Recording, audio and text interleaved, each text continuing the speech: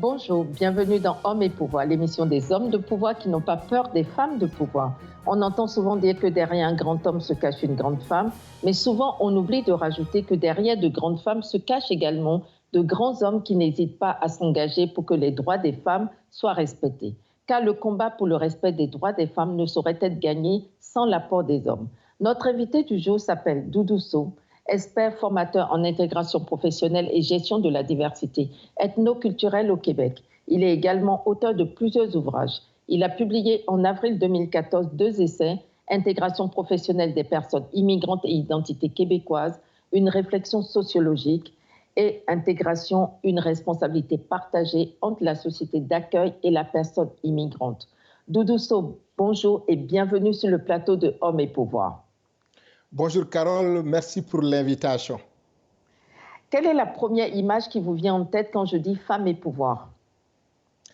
Je vous dirais peut-être le premier mot, affirmation, qui renvoie l'image des femmes qui doivent réellement prendre leur place au sein de toutes les sociétés, parce qu'il faut le reconnaître, la place des femmes est un combat de longue haleine. La place des femmes dans les instances décisionnelles, dans les lieux de pouvoir, est quelque chose qu'il faudra continuer à travailler parce que aussi on est dans des sociétés parfois où on n'accorde pas une importance au travail que les femmes font quotidiennement. Et pourtant, si on prend même l'exemple de la société québécoise, les femmes participent à toutes les activités. Et si on se limite aussi, ou on prend en fait l'exemple d'une étude qui a été faite en 2016, en se basant sur le recensement canadien, il y a eu une étude du bulletin sociodémographique de l'Institut de la statistique du Québec qui démontrait que les femmes avaient un niveau de scolarité supérieur en fait aux hommes. Et pourtant, cela ne se traduit pas sur, par exemple, le terrain. Et puis, c'est un paradoxe aussi. Puis, qu'on soit en Afrique ou partout ailleurs au monde, les femmes sont des actrices de changement. Ils participent beaucoup au fonctionnement de la société. Alors, que signifie pour vous le mot pouvoir?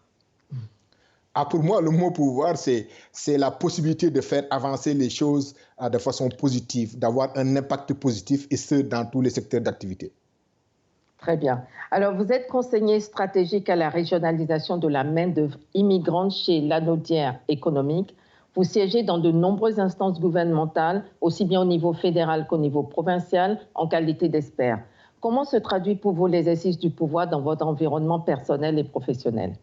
Pour moi, l'exercice du pouvoir se traduit dans les conseils avisés, dans aussi tout ce qui est stratégie qu'il faut mettre en place pour convaincre les acteurs décisionnels sur les difficultés d'intégration rencontrées par les femmes, les personnes immigrantes, les minorités visibles ou racisées.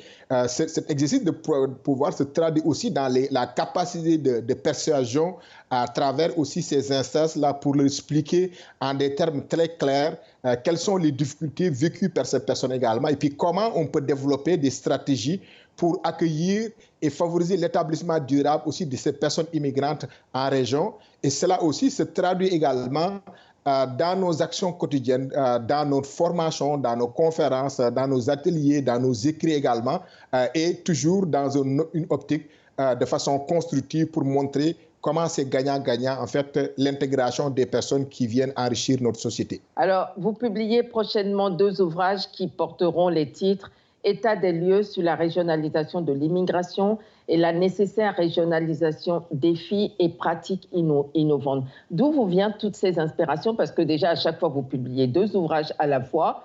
Qu'est-ce qui fait marcher Doudou Sow, en gros? En fait, l'inspiration vient en fait d'un rapport qui a été commandé par l'Institut de recherche sur l'intégration des personnes immigrantes. C'est un fonds de recherche qui a été financé également par tout ce qui est le fonds de recherche Québec Société également. Et là, l'objectif, c'était de faire une étude sur les enjeux et modèles de collaboration à travers les acteurs de l'immigration, les acteurs en fait en régionalisation. Et lorsque j'ai fait cette étude, il est apparu autour des travaux que la question de l'intégration ou de la régionalisation est une question qui est complexe, qui est multidimensionnelle. Et c'est ça qui a amené à sortir en fait un livre dans un premier temps. Et puis au mois de décembre, j'ai continué à avoir une autre inspiration pour écrire également l'autre livre. Donc le premier livre, c'est l'état des lieux sur la nécessaire régionalisation de l'immigration. Et deuxième livre, c'est la nécessaire régionalisation, défis et pratiques innovantes. Et Carole, tu le sais bien, c'est que en 2014 aussi, j'avais sorti aussi 2 livres en même temps. Intégration professionnelle identique québécoise de réflexion sociologique et intégration et responsabilité partagée entre la société d'accueil et la personne immigrante. Disons que le Québec est un laboratoire social, puis le Québec favorise également mon inspiration. Ben, il y a aussi mon épouse également qui favorise également aussi l'inspiration, l'intégration aussi là, de tout ce que j'écris depuis quand même des années. Dans les 2 prochains ouvrages, vous avez beaucoup parlé de la régionalisation, le fait que c'était vraiment un critère indispensable pour faciliter l'intégration des personnes immigrantes et pour être un outil en faveur des politiques d'immigration. Qu'est-ce que vous préconisez par rapport à la société d'accueil? Qu'est-ce que en tout cas, qu'est-ce que vous conseillez au Québec pour faciliter cette intégration des personnes immigrantes? Mais si on prend l'exemple de la régionalisation, vous savez qu'on a une certaine métropolisation de l'immigration qui est un phénomène mondial. Dans la plupart des pays, les personnes s'établissent toujours dans la métropole et puis Montréal ne fait pas exception là-dessus et puis concentre 70% de l'immigration québécoise. Alors que des besoins sont en région, les offres d'emploi dans tous les secteurs d'activité également, aussi bien qualifiés que moins qualifiés également, sont en région. D'ailleurs, il y a des études qui l'ont démontré et tout. Et donc, moi, dans ma stratégie, je veux faire bénéficier la richesse de la diversité ethnoculturelle à travers toutes les régions du Québec. En ce sens, véritablement, il faut des politiques, il faut des stratégies, il faut des outils également, il faut une sensibilisation aussi par rapport en fait aux réalités que les personnes immigrantes vivent aussi. Il faut des milieux accueillants également, ça c'est quelque chose d'extrêmement important. Et puis il faut seulement voir l'image de l'intégration sous une vision d'ensemble, c'est-à-dire pas seulement l'emploi, mais aussi les autres facteurs, école, transport, garderie, donc les services également pour mieux faciliter la répartition de l'immigration. Et quel pourrait être le rôle des femmes dans cette nouvelle démarche, dans ce que vous préconisez? Vous savez que les femmes sont des actrices de changement et les femmes ont toujours été marginalisées et continuent aussi d'être marginalisées sous certains angles. De ce fait, quand les femmes ont justement accès à des instances décisionnelles, c'est très facile aussi quand vous les abordez de leur parler les difficultés auxquelles ces personnes-là sont confrontées. Et en ce moment-là, elles deviennent des alliés stratégiques. Et d'ailleurs, moi personnellement, pour vous donner mon exemple et tout, dans toutes les formations ou dans tous les aspects sur la régionalisation ou autres, ce sont les femmes qui relaient ces informations sur les réseaux sociaux, qui viennent appuyer parce qu'elles comprennent aussi la situation que vivent aussi d'autres personnes. Qu'est-ce que vous pourriez dire aux personnes qui nous écoutent pour les inciter à aller acheter vos ouvrages? Et deuxièmement, où est-ce qu'on peut se les procurer? Ben, acheter les ouvrages, c'est aussi favoriser en fait la recherche, c'est appuyer. Et puis en même temps, ces ouvrages sont des ouvrages très pratiques. Donc, c'est des outils de réflexion, mais qui s'inscrivent également dans mes expériences sur le terrain également, mais qui font aussi une revue de la littérature. Et là, c'est en lien avec la main-d'œuvre, c'est en lien avec l'intégration, c'est en lien avec les outils, avec les acteurs, donc tout ce qui est l'écosystème et autres. Et où est-ce qu'on peut se les procurer? C'est à la librairie Zone Libre qui se trouve au centre-ville de l'UQAM.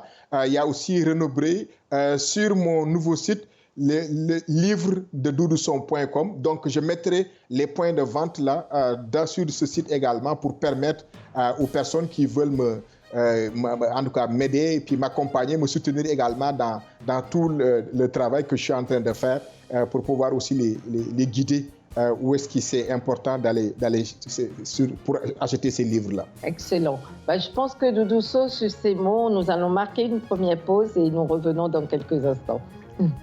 Merci beaucoup.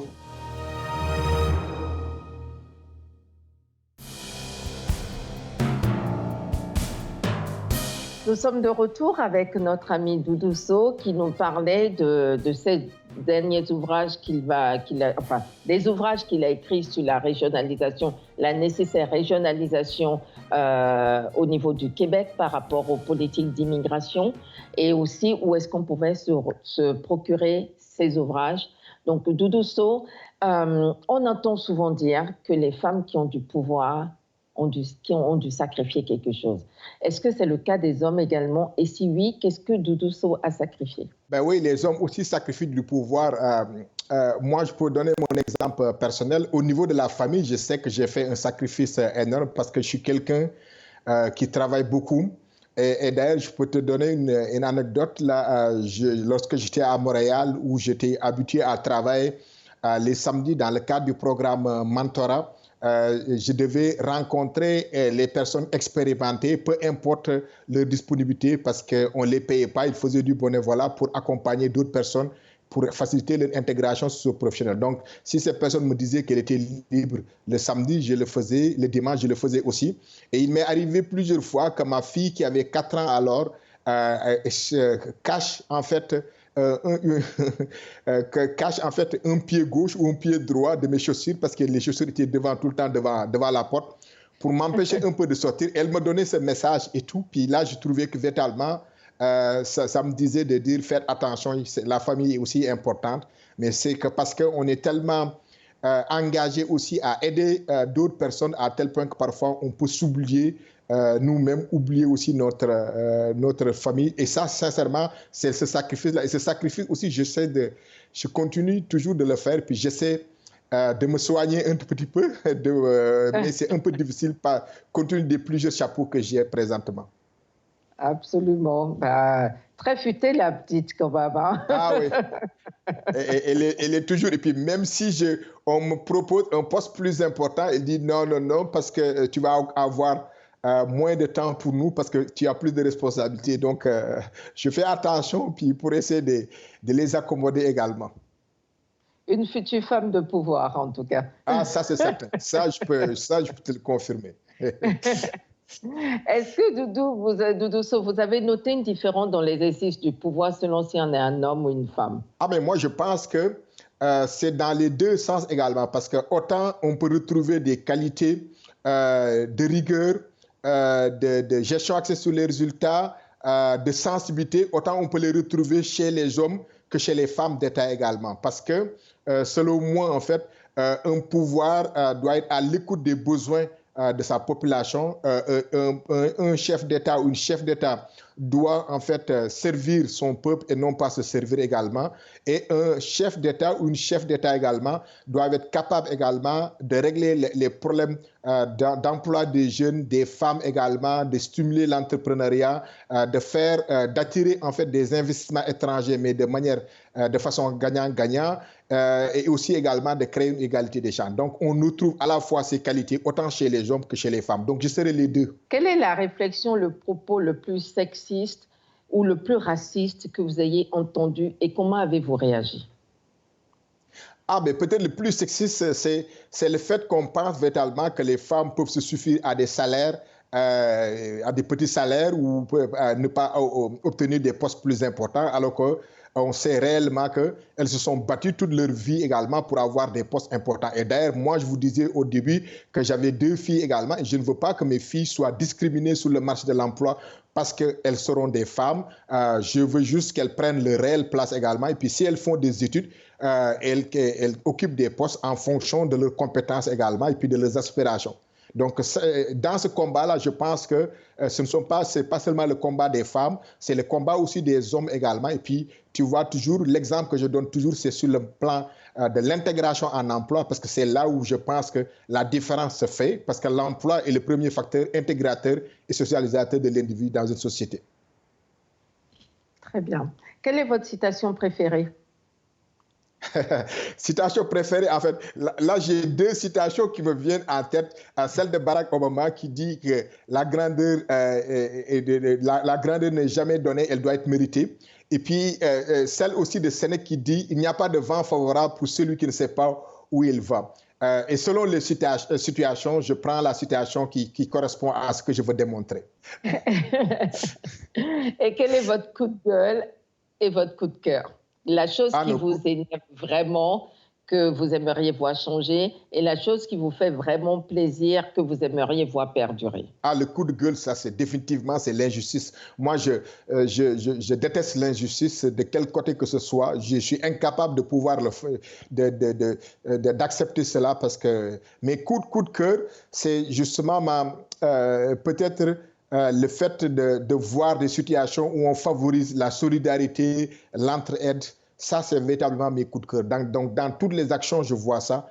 Ça me fait plaisir véritablement. Si vous étiez un homme ou une femme d'État, lequel ou laquelle seriez-vous et pourquoi? Ah, c'est ce que j'ai mentionné tantôt là sur le fait que je pense que je vais être à la fois une femme et un homme dans les décisions parce que les aspects de rigueur sont reconnus aussi bien chez la femme que chez l'homme.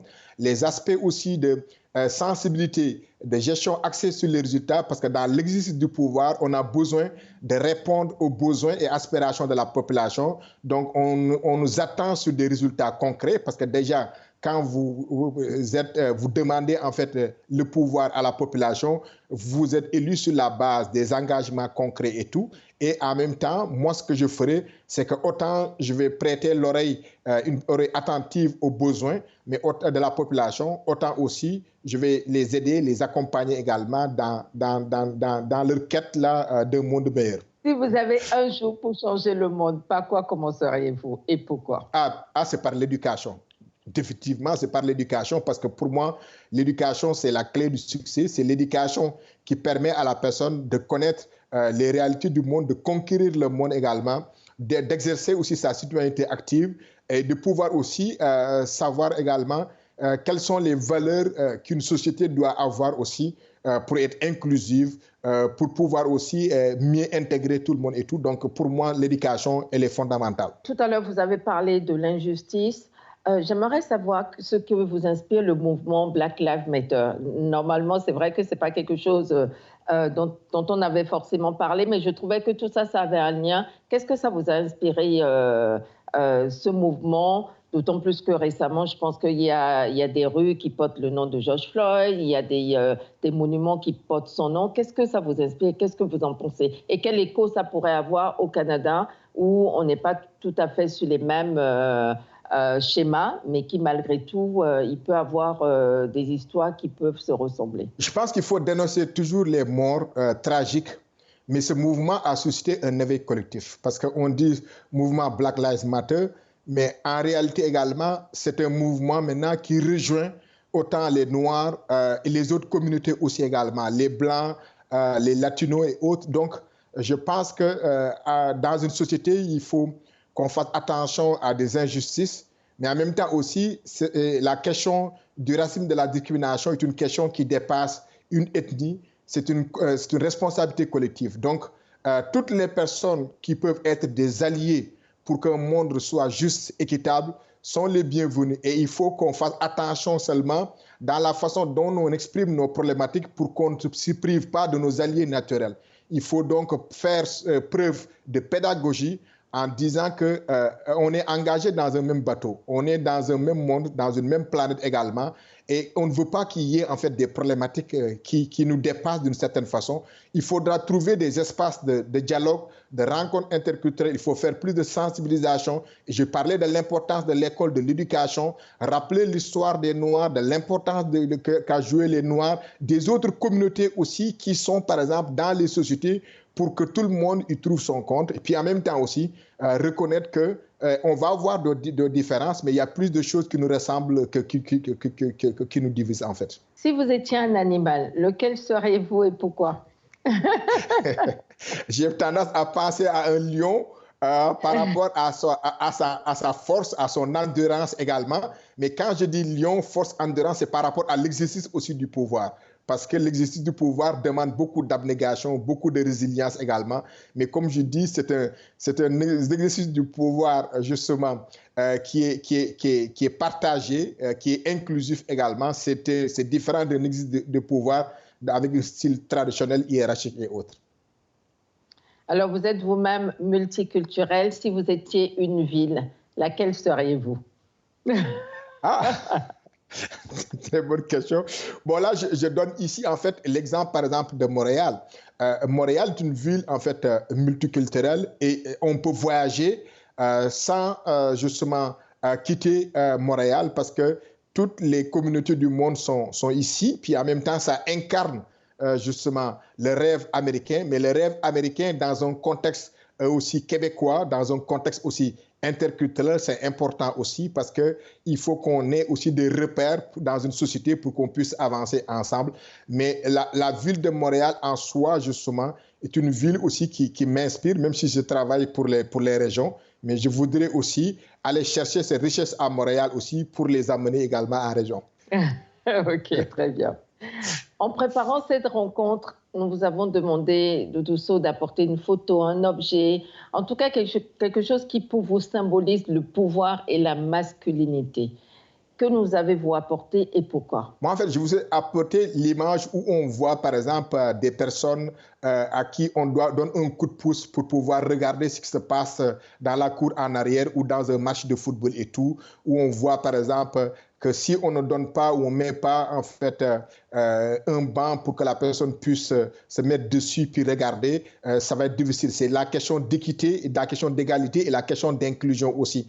Parce que nous sommes dans une société où on a besoin de donner des coups de pouce par rapport, en fait, à certaines catégories de la population qui sont soit marginalisées ou qui sont confrontées à des obstacles systémiques. Les femmes enchaînent aussi des difficultés également. Si on prend juste la question de la non-reconnaissance des diplômes et des acquis, on voit qu'il y a beaucoup de femmes qui ont des difficultés pour le faire.